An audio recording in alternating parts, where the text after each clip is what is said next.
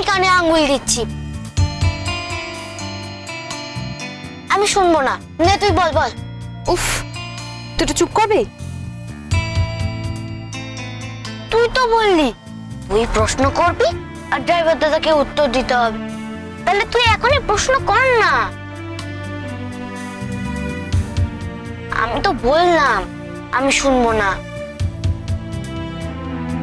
আচ্ছা ঠিক আছে, আমি কানে আঙ্গুল দিচ্ছি।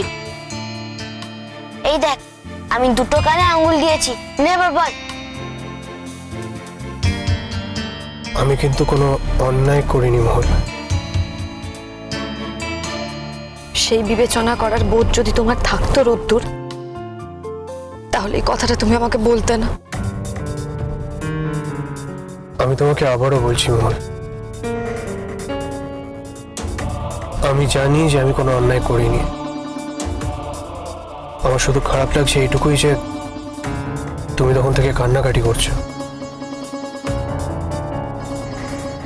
মহুল, আমি তোমাকে কথা দিচ্ছি, তুমি যেখানে ছিলে, যেভাবে ছিলে, তার থেকে অনেক ভালো থাকবে।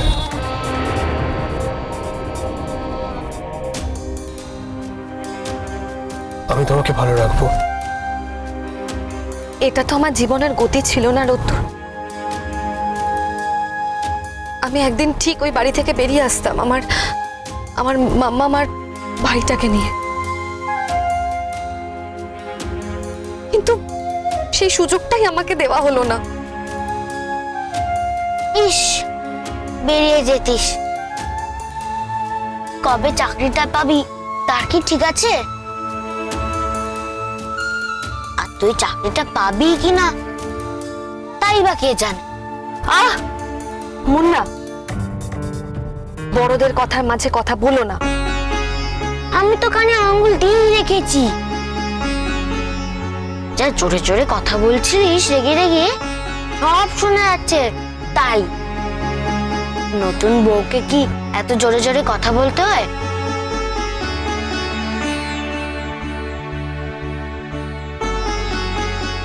মহুল, তুমি এভাবে কেঁদো না প্লিজ। ঠিক আছে, ইটস ওকে। আমার কথা ভাবতে হবে না তোমাকে। আমি জানি আমার ভাবার পরোয়া তুমি করো না, তবু যার ভাবার সে তো ভাববেই, এটুকু তুমি নিশ্চয়ই জানো। বললাম তো, তুমি অন্যায় করেছো, খুবই অন্যায় করেছো। আমি কি অন্যায় করেছি সেটাই আমি বুঝতে চাইছি মহল।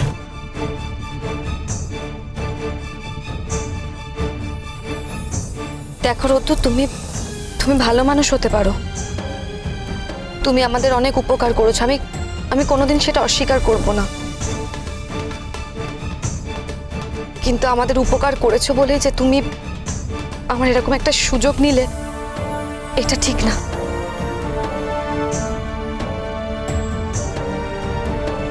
আমি তোমার সুযোগ নিয়েছই তো রোদ্দুর। আচ্ছা আমাকে একটা কথা বলো তো, মৌ বাড়ি ছেড়ে হঠাৎ করে কেন চলে গেল? মৌ বাড়ি ছেড়ে কেন চলে গেছে সেটা কিন্তু আমার জানার কথা নয় মহুল। আমি জানি, আমি শিওর যে মৌয়ের কোনো অ্যাফেয়ারই ছিল না। না, আমি তো একবারও সে কথা বলিনি। তাহলে মৌ গেল কেন রোদ্দুর? বিয়ের কোণে বাড়ি ছেড়ে চলে গেল কেন বলো তো? কি হয়েছিল ওর যে ও বিয়েটা না করে চলে গেল? এর পেছনে নিশ্চয়ই কোনো কারণ আছে। তুমি নিশ্চয়ই মৌকে কোনো কথা বলেছিলে, তাই না? না না, মানে এতক্ষণ যখন বলিনি তখন আর বলা যাবে না, বুঝলি? আর কোনো রাস্তা নেই। নতুন মেয়েটা বাড়িতে পা দিলে একটা মারাত্মক সিন শুরু হয়ে যাবে, সেটা খুব ভালো লাগবে মিচকা। শোন তুলতুলি, মানে একটা মেয়ে নতুন বউ হয়ে এ বাড়িতে আসছে, তার সামনে তোর মেজমা খুব একটা কিছু করতে পারবে না। কিন্তু আমরা যদি বলতে যেতাম না, তাহলে ওই রাগারাগি করে খাওয়া দাওয়া বন্ধ করে বাড়ি ছেড়ে চলে গেলে একটা সাংঘাতিক কাণ্ড হয়ে যেত, বুঝলি?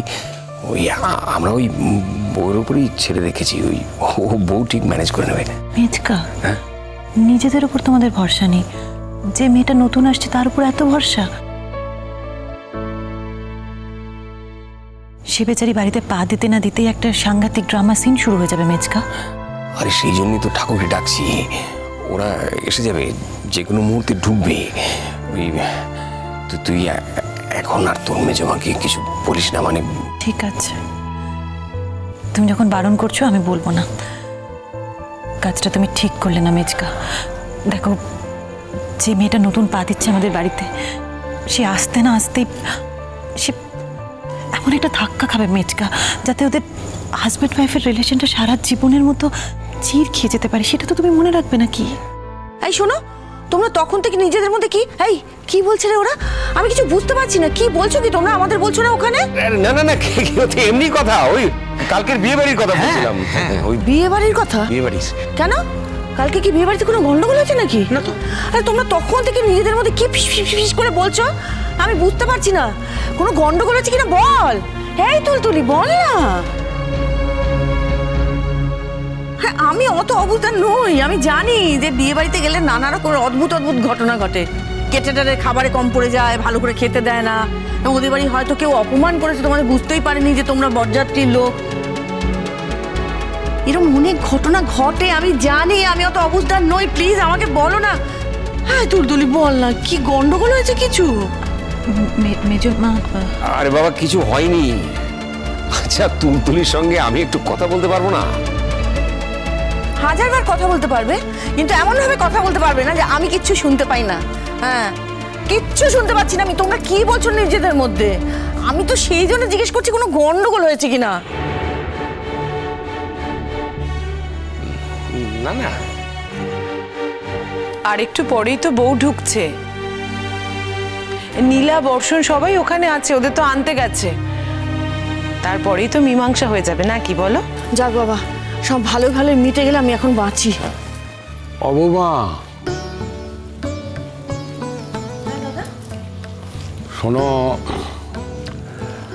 একটা কথা এখন মাথায় রাখতে হবে। অনেক দিন পর বাড়িতে লক্ষ্মী আসছে। সেই তোমাকে নিয়ে এসেছিলুম, তারপর ছোট বৌমা, হ্যাঁ,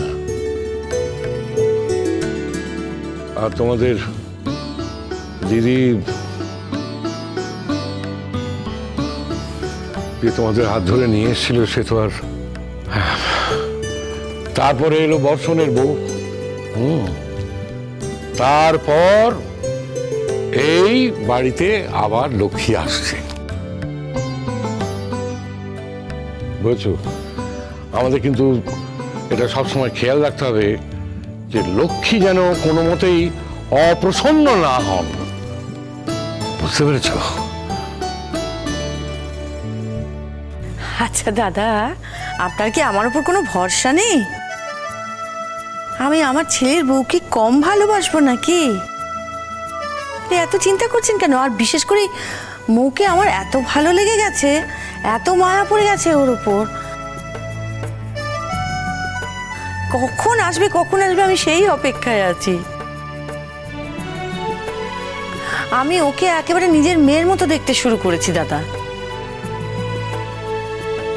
আপনি জানেন ওই টুকিটা সমানে কথা শোনাচ্ছে আমাকে এই নিয়ে।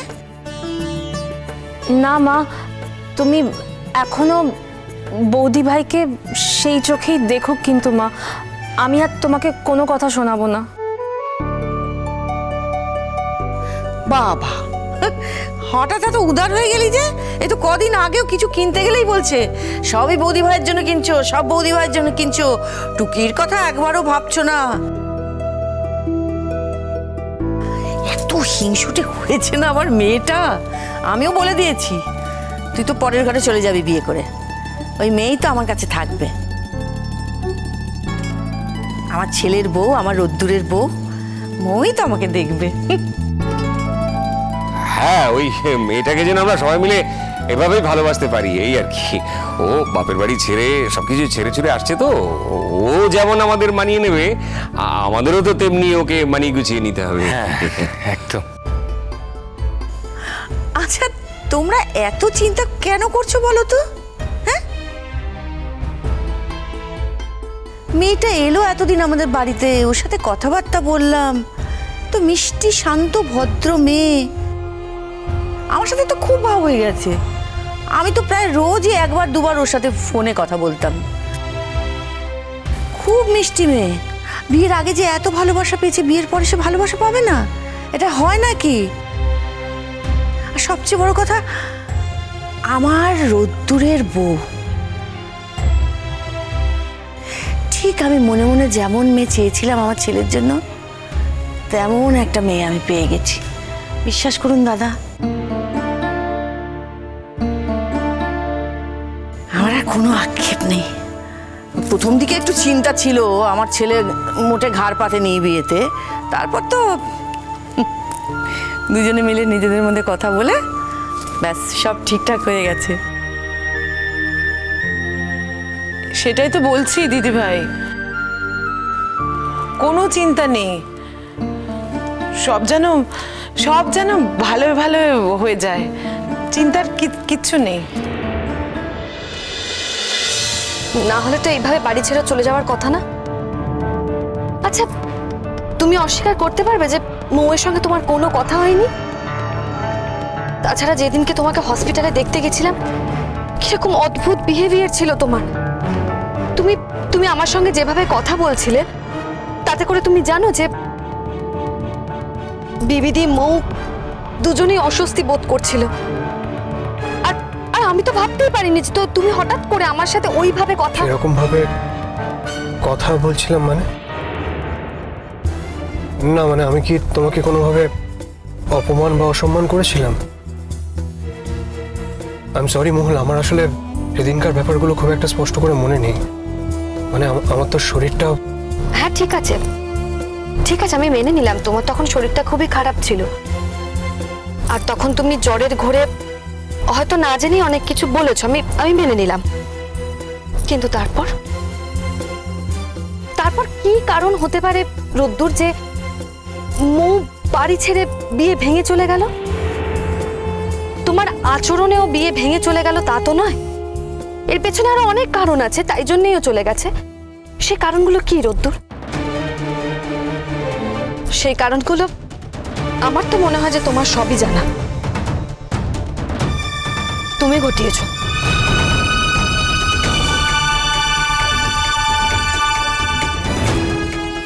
রোদ্দুর প্লিজ তুমি সত্যি কথাগুলোকে স্বীকার করে নাও। দেখো মহুল, আমি মৌকে শুধু এটুকুই বলেছিলাম যে আমি আমার মনটা অন্য একজনকে দিয়ে ফেলেছি। অজান্তেই দিয়ে ফেলেছি, কিন্তু এখন সেই মনটা আমি তার থেকে ফেরত নিতে পারবো না। আমার মনে হয়েছিল এই কথাগুলো আমার ওকে জানানো উচিত। তাছাড়া ওর এই কথাগুলো জানার একটা অধিকার রয়েছে। একটা মেয়ে নিজের সবকিছু ছেড়ে আমার উপর ভরসা করে, আমাকে বিশ্বাস করে আমার সংসারে, আমার বাড়িতে আসতে চলেছে। তাকে এই সত্যিগুলো বলা কি আমার অন্যায় হয়েছে? হ্যাঁ, এই সবকিছু জানতে পারার পরেও যদি আমাকে বিয়ে করতে রাজি হতো, তাহলে আমার কিছুই বলার ছিল না। কিন্তু এই সত্যিগুলো আমি ওর থেকে কি করে লুকোতাম বলো? তোমার কি এখনো মনে হয় যে আমি কি মুখে সত্যিটা জানিয়ে অন্যায় করেছি?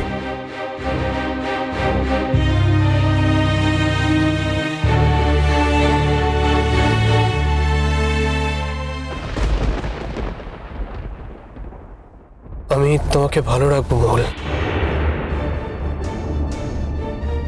এট এনি কস্ট, যে কোনো মূল্যে আমি তোমাকে ভালো রাখবো, সুখে রাখবো।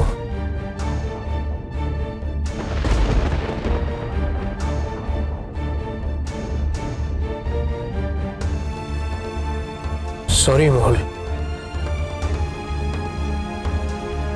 এ নিয়ে দুবার তুমি হাতটা সরিয়ে নিলে,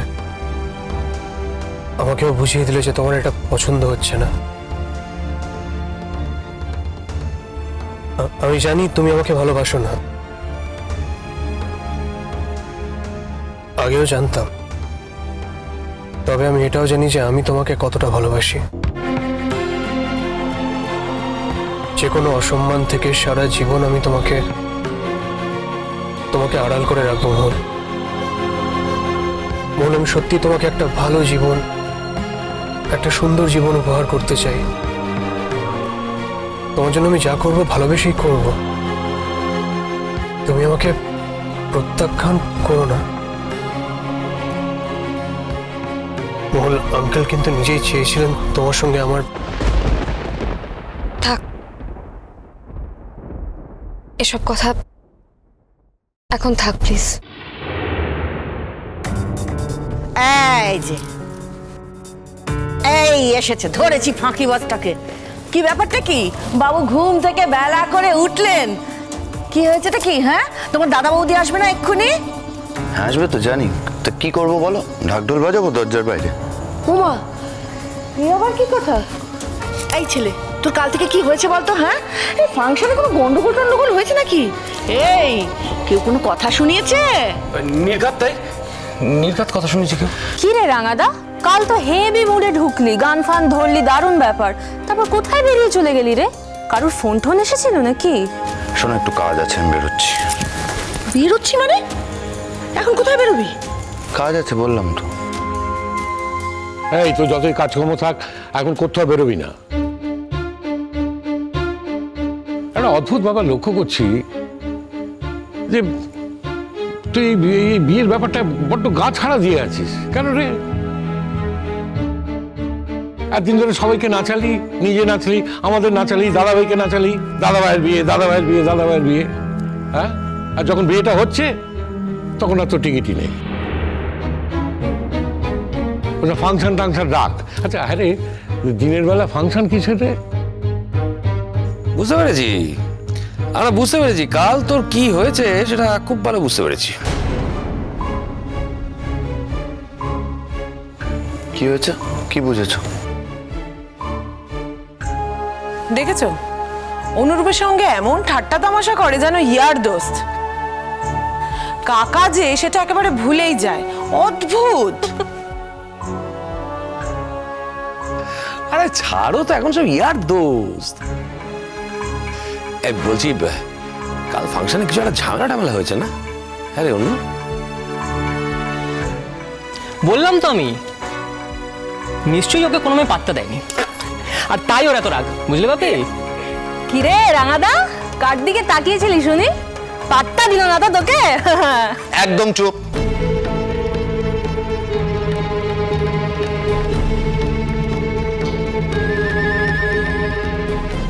বাড়াবাড়ি হয়ে যাচ্ছে কিন্তু। চ্যাংড়ামো করতে করতে তোরা মাথায় উঠে পড়েছিস, ভুলে যাচ্ছিস যে আমি তোদের চেয়ে বড়, দাদা হই।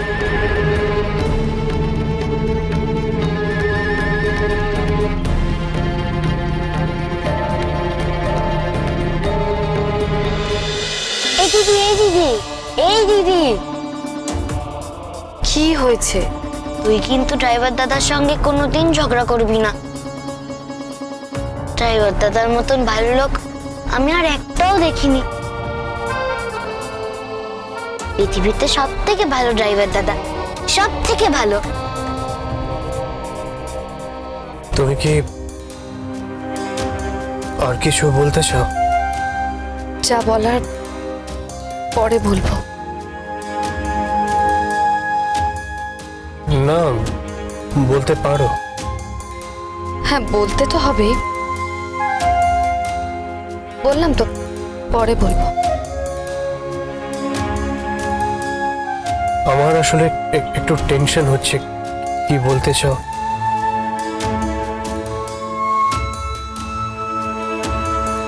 দেখো রতু, তুমি তোমার সত্যিটা আমাকে বলেছো, এবার আমি আমার সত্যিটা বলবো। তোমার সত্যি তো আমার আগে থেকেই জানা ছিল মোহন। কোন সত্যি? এটাই যে তোমার একটা সম্পর্ক ছিল, তুমি একজনের প্রতি কমিটেড ছিলে, কিন্তু সেই মানুষটা তোমার কমিটমেন্ট ভেঙে। তো না মানে আমি ভাবলাম তুমি বুঝি এই কথাটাই আমাকে বলবে। শোনো রতু, একটা কথা খুব মন দিয়ে শুনে রাখো। কেউ ভালো ছেলে হলেই যে তাকে বিয়ে করে নেওয়া যায় বা স্বামী বলে মেনে নেওয়া যায় তা কিন্তু নয়। প্রত্যেকটা মেয়েরই তার হাজবেন্ডের প্রতি একটা এক্সপেকটেশনস থাকে, আর সেটা যদি ফুলফিল না হয় তাহলে যে কোনো মেয়ে যে কোনো লোকের সাথে কিন্তু বিয়ে করে নিতে পারে না।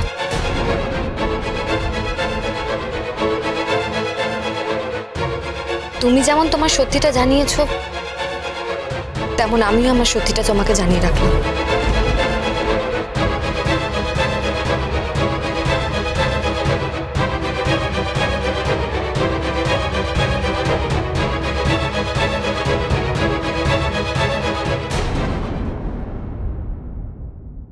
সত্যি আমার বউটা একেবারে লজ্জায় মরে যাচ্ছে।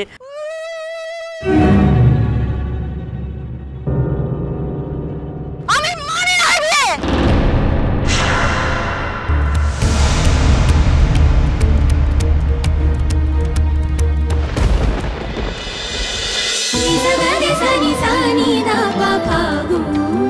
চলো চলো চলো চলো চলো পাল্টা।